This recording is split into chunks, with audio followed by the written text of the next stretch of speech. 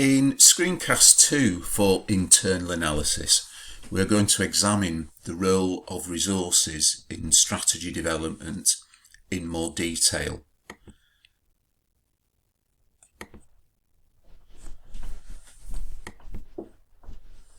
So this simple diagram here helps us understand that resources and competencies that an organisation has will shape or determine the strategies that it follows.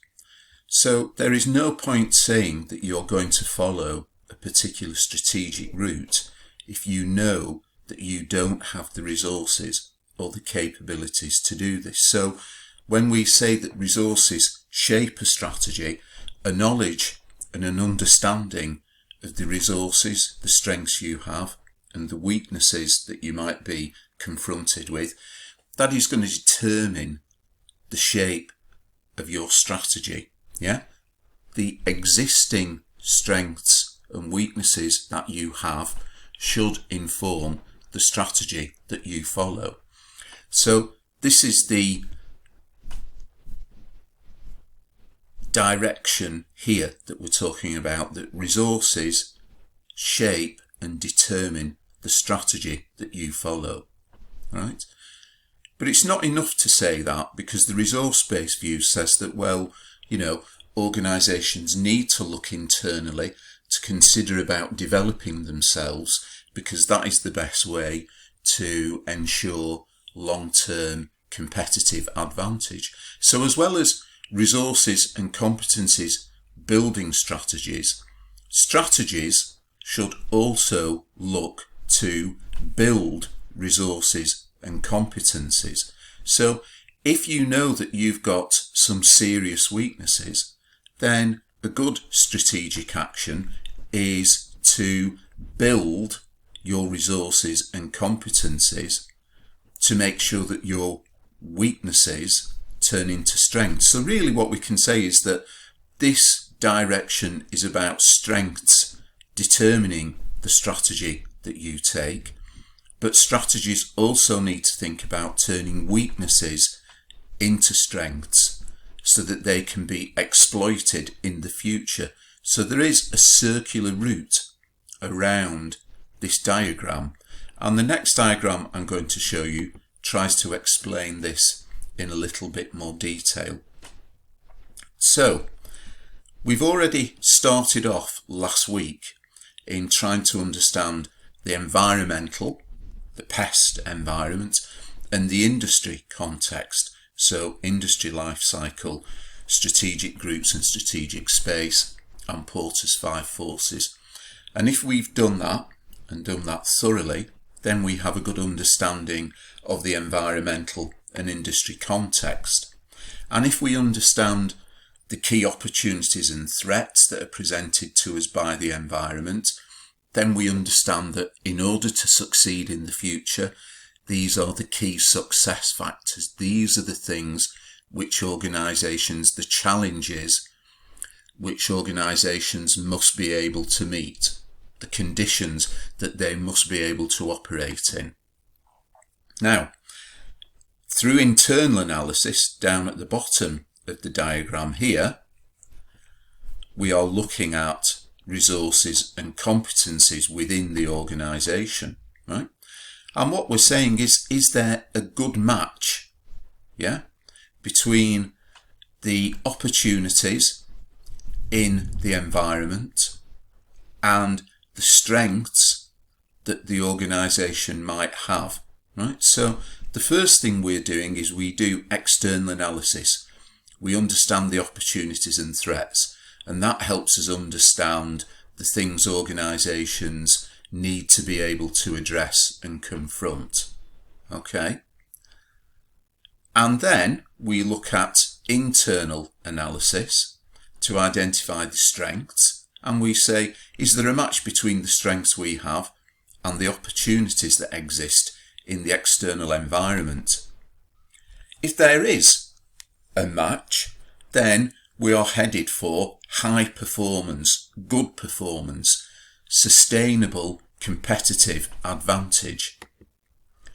if there isn't a match between the resources and the competencies that we have and the opportunities that are available in the environment, then we're heading for poor performance. Yeah? So we are not going to have sustainable competitive advantage, and we are more likely to fail. So no manager who is any good is going to be happy with this situation. So strategies quite often look to develop plans to help close the gap. So if you are heading for poor performance because there isn't a match, then you need to develop strategies to build strengths, to turn weaknesses into strengths, so that you can pursue a high performance, sustainable, competitive advantage strategy. Okay, so that is a simple diagram to try to explain why we look at strengths and weaknesses, and also how we need to match these to the external environment. So this diagram shows us why it's important to understand both the external environment and the opportunities and threats, and also understand the internal environment, the resources and competencies, the strengths and weaknesses that we have. This next diagram, so I've talked about resources, and maybe you are sitting at home or wherever you're watching this and you're thinking, but what do resources mean? So this diagram tries to explain what resources can be. So resources can be tangible, intangible, or human. Tangible in English means you can touch it, you can see it. Yeah? Intangible means you can't touch or see it so easily. It is kind of invisible. And human means peoples, the people that you've got. So tangible resources can be financial, right? So finance is important in all industries. Why is it important? Well, football clubs, professional football clubs, we know the more they have to spend on players, transfers and wages, the more successful they will be. So financial resources in professional football are a key strategic resource. But also having access to finance, it doesn't just mean cash, it might mean being able to borrow money or being able to liquidate some of your assets allows you to invest in new opportunities. So if you identify a new opportunity to grow into an area of business and it requires money to get into this, then having good financial cash reserves or being able to borrow money is important. Okay, so finance is important because it allows us to compete, to buy what we need within the industry. So in football, professional football and professional sports, you can buy or pay the athletes, the players' salaries. Okay. Physical. So physical can mean plant, equipment, land, mineral reserves. Mineral reserves means things like coal, iron ore, copper. So that is not relevant at all to the sport industry. So what might we mean when we talk about tangible in the sport industry? Well, in football clubs, it's the stadium. So who has got the best stadium in the world? Is it the Nou Camp? Is it the Bernabeu? And how does that give a competitive advantage to football clubs, to Barcelona or Real Madrid? Well, it means they can fit more people in their stadium, they can operate stadium tours, they can exploit it. So, you know, what are the assets you've got? And physical can mean football stadium. If you are Hong Kong and you are competing for major events, because Hong Kong wants to be Asia's world city and it wants to attract sporting events there, it needs to have strengths in its sport facility infrastructure. So this can be facilities, stadium, it can be shops, the quality of your shops, are they in the right locations? If you're selling sports goods, do they look nice? Are they well designed? Are they attractive? So assets can be tangible and intangible. We've talked about tangible assets. Intangible assets. So these are things which are a bit more difficult to actually look at. Technology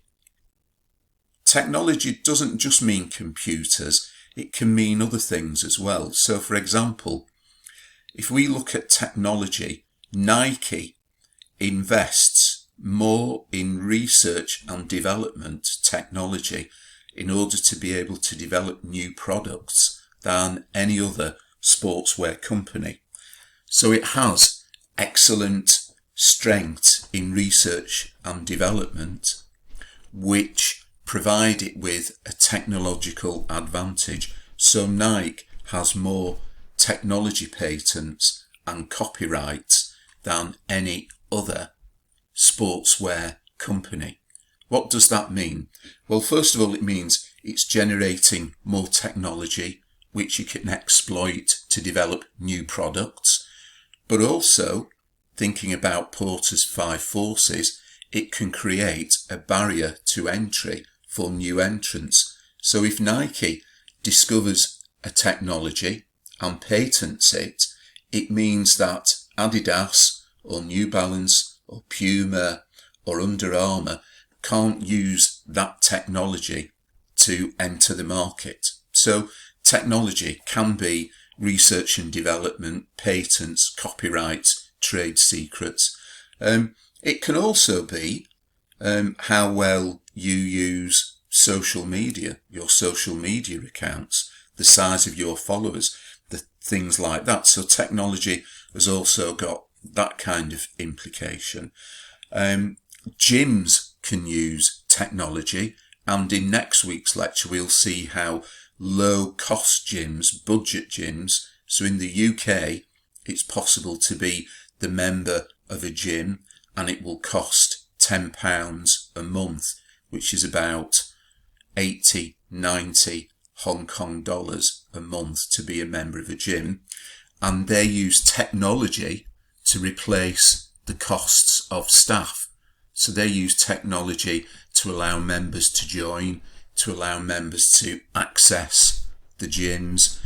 They use virtual instructors instead of human instructors to give classes. And all of this allows them to cut costs. But they've invested in technology in order to be able to do this. So technology is an important factor. Under technology, we have reputation, brands, and relationships. So these are a bit more difficult, but, you know, if I said to you now, name me 10 football clubs, then, you know, it's fairly sure that 5 or 6 would be named by the majority of people because they're well known. If I said to you, name a sportswear brand, name 10 sportswear brands, there would be 3 or 4 that everybody would probably mention. So reputation and brands awareness, this is what this stands for. Nike, I know what Nike is, I know what it stands for. Manchester United, the most famous football club in the world, I understand them, I understand that brand, and that has value which the organisation can exploit. Yeah, so Nike can exploit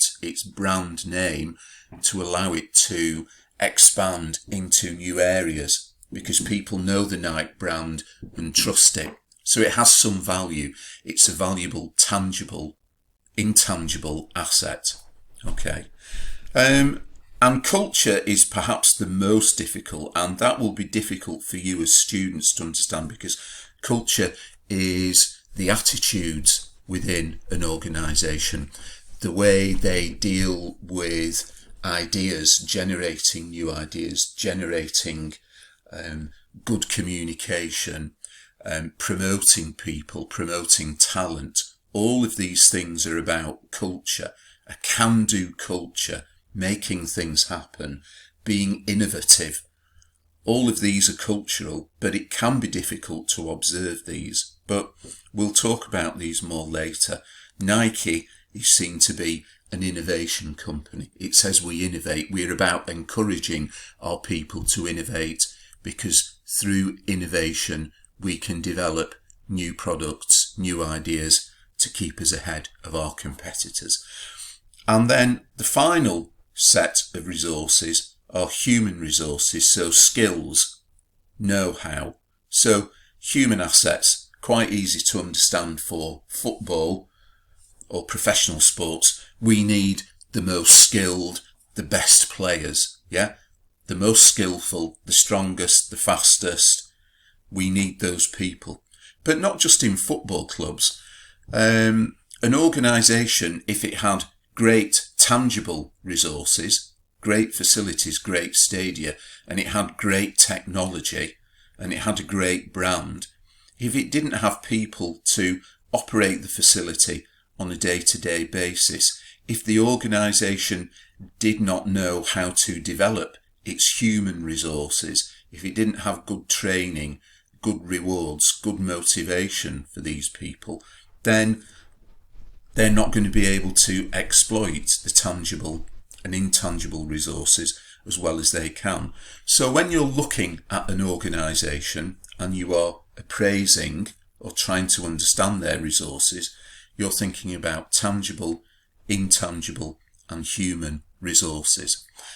I'm going to talk to you a lot more about resources later in this lecture, but this is just to introduce you to the basic idea. Okay, so now when we talked about external analysis, we said that one of the problems with external analysis is that it can generate a very, very, very, very long list of factors. Okay, now maybe not to the same extent, but looking at resources, it is possible to generate a long list of resources, but we want to understand as managers what are the most important resources which can give us competitive advantage. Okay, and Barney and Hesterly, the authors mentioned down in the bottom here, have a concept called the VRIO framework. And VRIO stands for value, rarity, inimitability, and organisable. So this means that resources are only really truly the source of competitive advantage if they can meet each of the VRIO categories. The first VRIO condition or category is value, and this means the resource must be valuable to customers, but it must also exploit opportunities and neutralise threat in the environment, and it must be rare. Rare means that there are not many of them, right? So Lionel Messi is a rare resource because he is the best player in the world.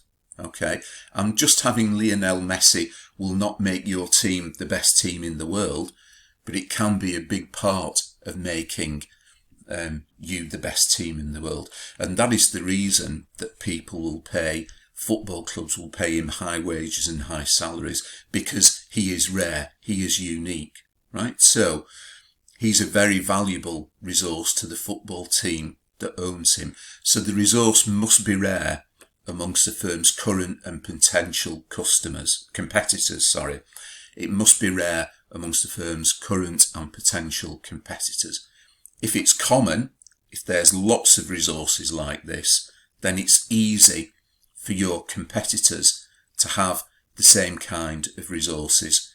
So they're not unique, they're not rare, and it's not going to be a source of competitive advantage, right? Number 3, inimitability. This means difficult to copy, right? So the resource must be imperfectly imitable. This means it is not possible to properly copy your resource. Okay, so the reason that Lionel Messi is so valuable is that nobody else can do the things that he can do, right? If you've got players who are all about as good as each other, who can all do the same things, and there's lots of them, that makes them less valuable. But if a resource is difficult to copy and rare, then that makes it more valuable. So Nike, a Fortune 100 company, its brand name is difficult for other organisations to copy. Yeah? Because it's difficult. It's about attitudes. It's about the products it has. It's about the research and development it has. It's many, many things which make it difficult to copy. So Nike's competitive advantage is its brand is difficult to copy, really, because it's made up of culture and many different things. Okay. And finally, the resource has got to be organisable, right? The resource itself doesn't give any advantage if you cannot use it, if you cannot exploit it, right?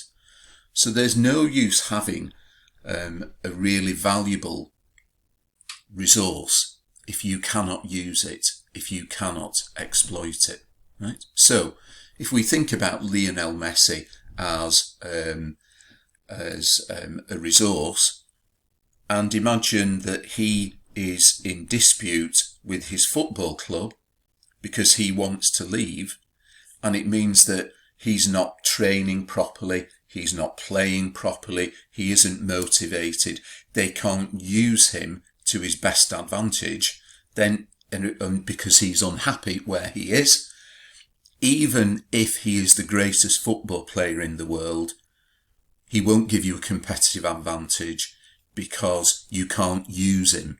You can't use him to his fullest effect. Okay, so the VRIO framework is a way of understanding that not all resources are the same. And the more they can meet the value, rarity, inimitability, organisable categories or criteria, the greater their strategic value. Okay, so just as I said to you when we did external analysis, you need to identify the most strategically important opportunities and threats. When you look at resources, I need you to say which are the most strategically important strengths this organisation has. And the VRIO framework will help you do this.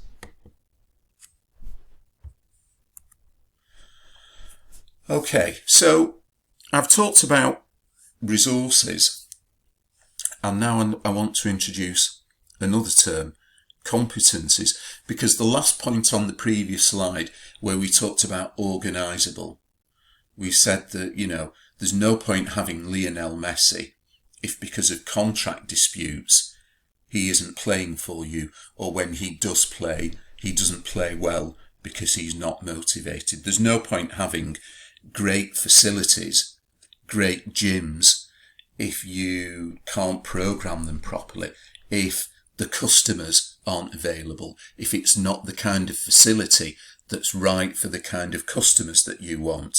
So resources themselves are the assets owned by an organisation, but competencies are also important because competencies are the abilities to manage strategic resources in a way that creates competitive advantage.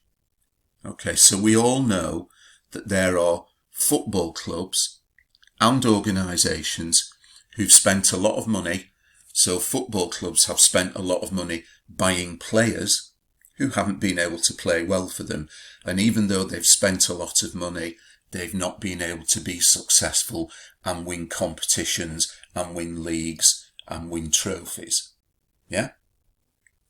Also, there are businesses that have bought other businesses. Right? So Adidas, years ago, bought Reebok, and Reebok has never performed well for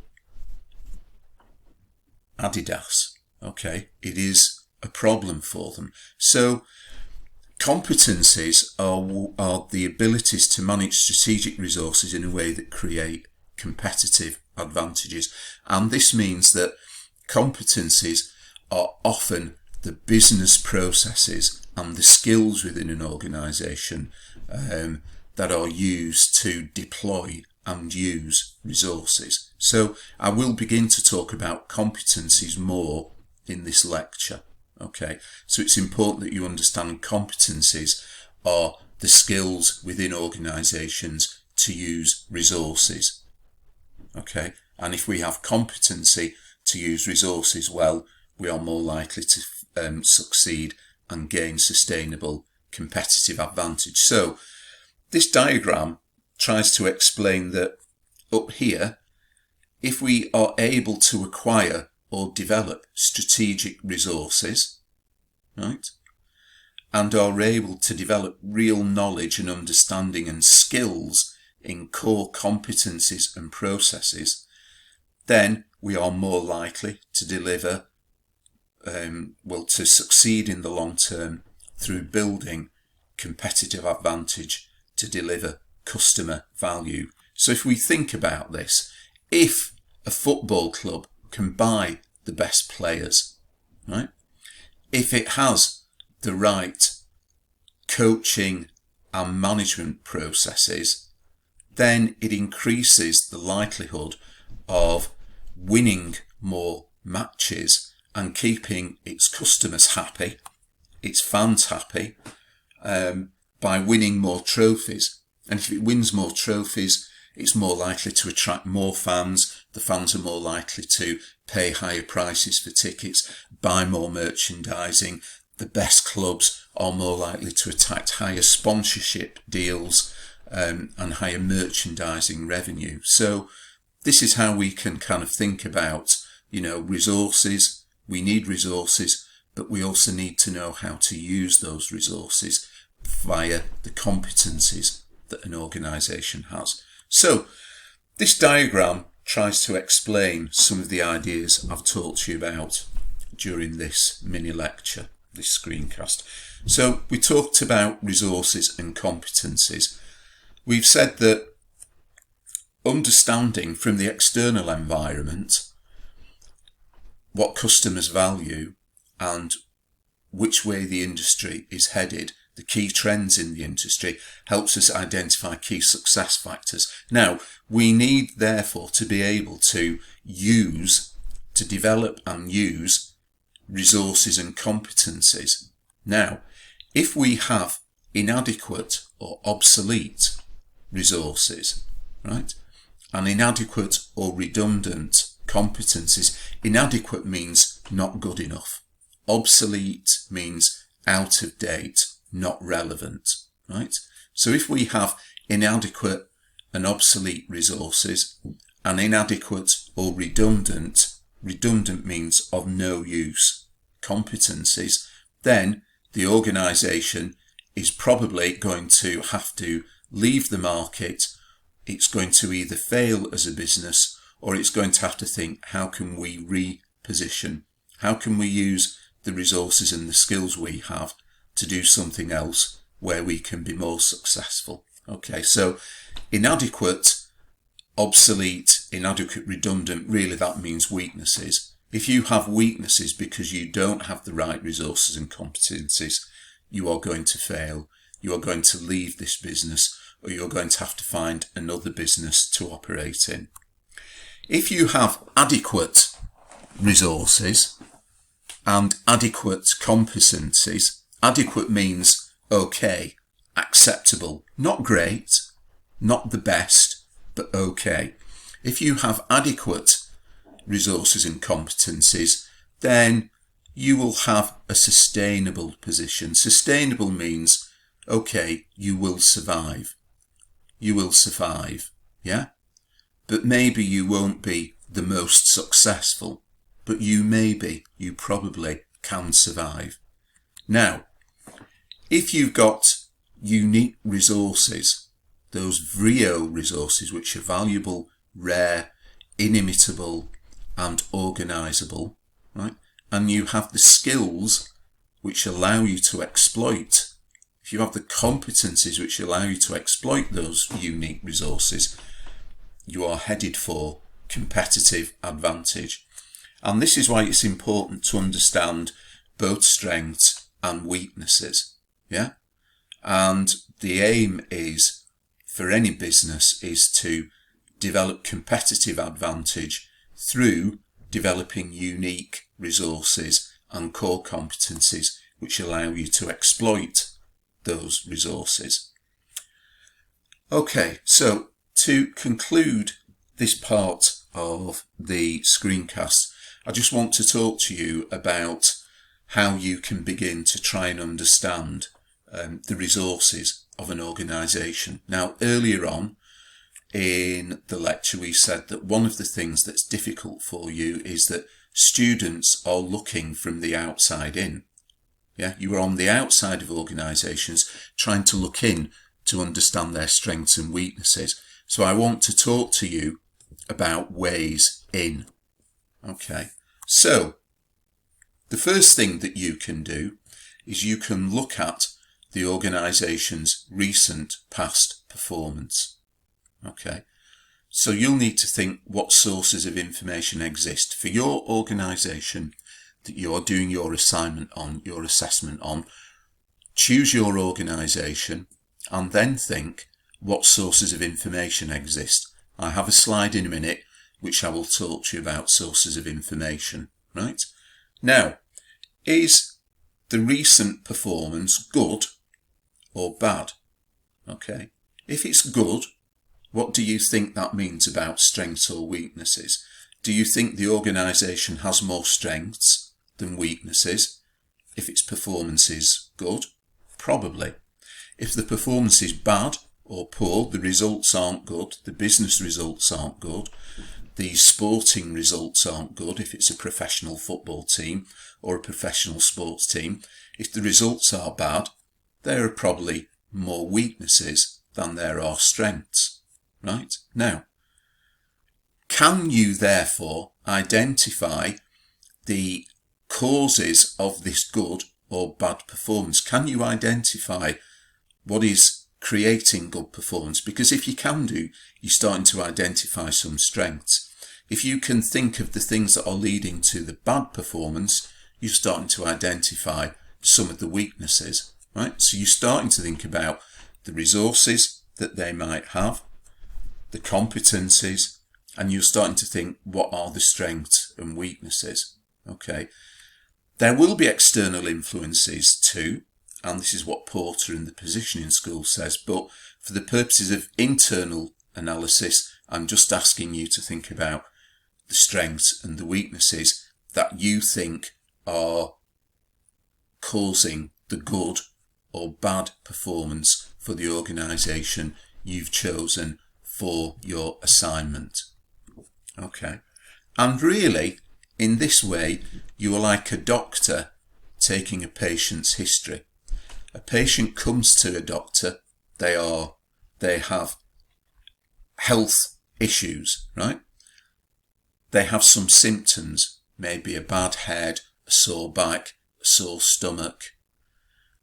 But the medic, just looking at them, can't tell exactly what's wrong. They need to take a history, understand what's going on, and try to identify the issues and treat the underlying causes. So you are being like a doctor, yeah? You're saying, what's the recent past performance? Is it good or bad? And if it's good or bad, what can some of the things be that are causing the good or the bad performance? If the performance is good, what do we think are the resources and competencies that allow them to do this? Because these will be the strengths. If the performance is bad, what do we think is the lack of resources or lack of competencies that's creating the weaknesses? So what are some of the sources of information that you can use? Last week, I showed you a screencast about Passport Global Market Information Database.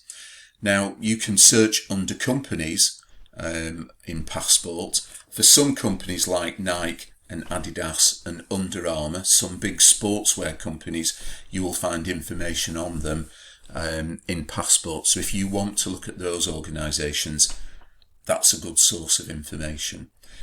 Annual reports. So most businesses, most companies produce an annual report, and often in the annual report, the chief executive will explain performance and try to say what this means, and that can help you understand strengths and weaknesses.